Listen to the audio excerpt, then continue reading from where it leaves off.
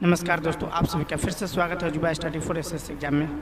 Railway batch के अंतर्गत हम लोग परसेंटेज का बहुत ही बेहतरीन सवाल कर रहे हैं, जिसका टाइप नंबर 5 123 नंबर सवाल करने चल रहे हैं। तो सवाल कहता है, एक पत्रिका का मूल्य 10% घटाया जाता है तो बिक्री में 30% की वृद्धि होता है, तो राजस्व में कितने प्रतिशत की वृद्धि होगा।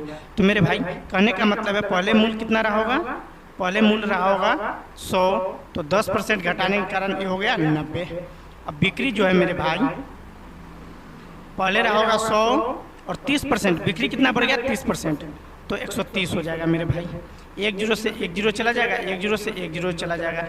अब मेरे भाई टोटल 100 और 13 गुनी 9 10 गुनी 10 100 और 13 गुनी 9 करते हैं 117 होता है मेरे भाई। अंतर कितने का आता है, 17 का अंतर आता है। कितना पे अंतर आता है, 17 का 100 पर। और परसेंटेज में बदलने के लिए क्या करेंगे मेरे भाई, 17 से गुना कर देंगे।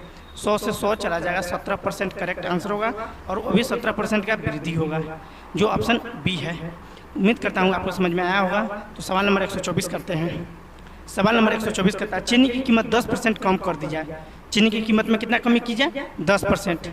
उतने ही पैसे में कितने क्विंटल चीनी खरीदी जा सकती है, जो ऊंचे दामों पर 18 क्विंटल चीनी खरीदने के लिए पर्याप्त थी। तो मेरे भाई कीमत में कितने की कमी हुआ, 10% का कमी हुआ। कितने का कमी हुआ, कीमत में कमी 10% का, 10% की कमी हुआ कीमत में मेरे भाई। तो कहने का मतलब है कि 10% का फ्रैक्शन में हम लोग वैल्यू पहले निकालते हैं, तो 1/10 होता है। अब चूंकि कम कर दिया जा रहा है, तो 9 बटे कितना हो जाएगा, 10। कितना हो जाएगा, 9/10 हो जाएगा। अब मेरे भाई अब बनाते हैं मूल कीमत और नई कीमत। तो मूल कीमत पहले लिख लेते हैं, अनुपात नई कीमत। अब मेरे भाई पहले कीमत था 10, अब हो गया नई कीमत 9, फिर भी अंतर कितने का आता है, 1 का अंतर आता है। तो मेरे भाई कहता है 9 यूनिट, अंतर कितने का आता है, 1 का आता है। चलिए 9 यूनिट का वैल्यू कितना दे रखा है, 18 क्विंटल। कितना दे रखा है, 18। तो 10 का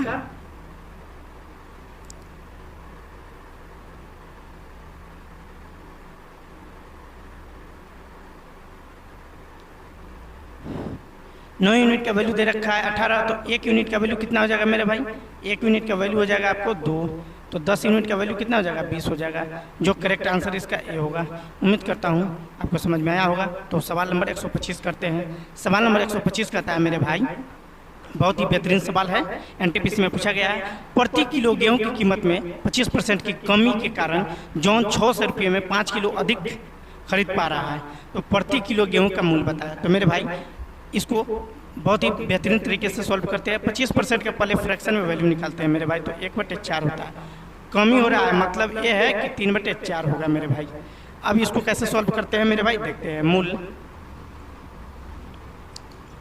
अब अनुपात 4:3 है मेरे भाई।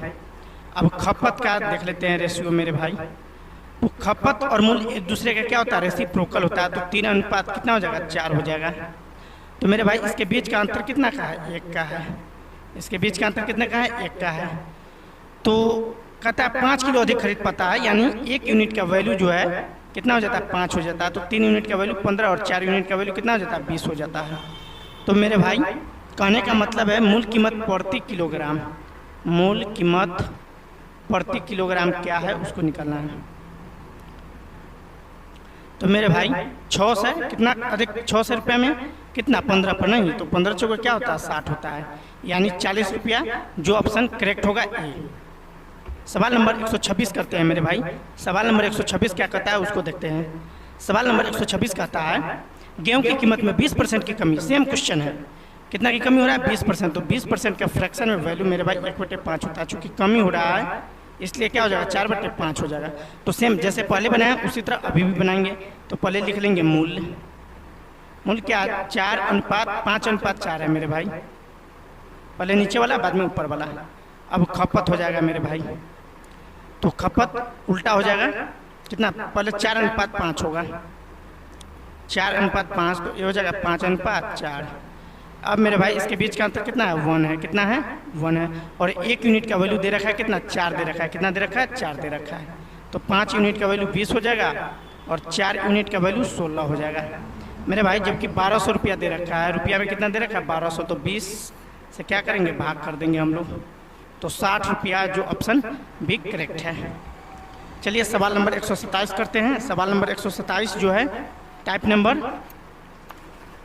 वही सेम 5 नंबर टाइप है। तो 127 नंबर जो सवाल है इसको हम लोग करते हैं मेरे भाई।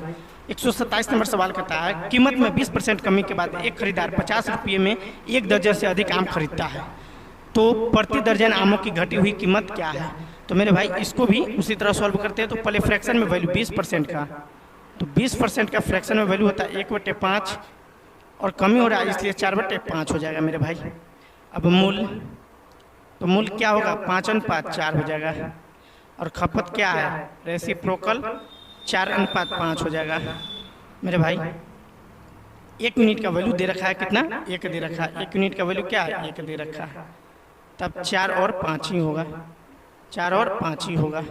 जबकि दर्जन में 50 रुपया कर रहा है, कितना कर रहा है मेरे भाई, 50 रुपया कर रहा है। तो 50 में कितना से 5 से भाग कर देते हैं, 10 करेक्ट आंसर होता है 10 रुपया, ऑप्शन डी होगा। क्वेश्चन नंबर 128 की तरफ चलते हैं। क्वेश्चन नंबर 128 कहता है विकास अपने वेतन का 80% खर्च करता है। कितना, पहले आय लिख लेते हैं। आय इक्वल क्या होता है मेरे भाई, खर्च प्लस बचत होता है।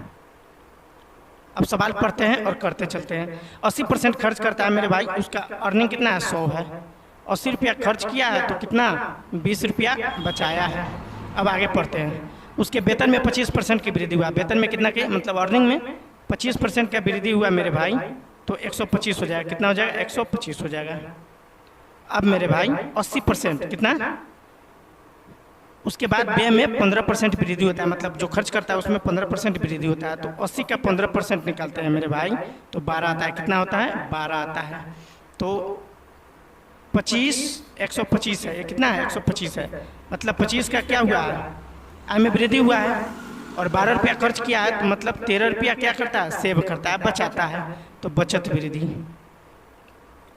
बचत वृद्धि इक्वल क्या होगा मेरे भाई, बचत वृद्धि 13/20 और गुनी परसेंटेज में बदलने के लिए 100%।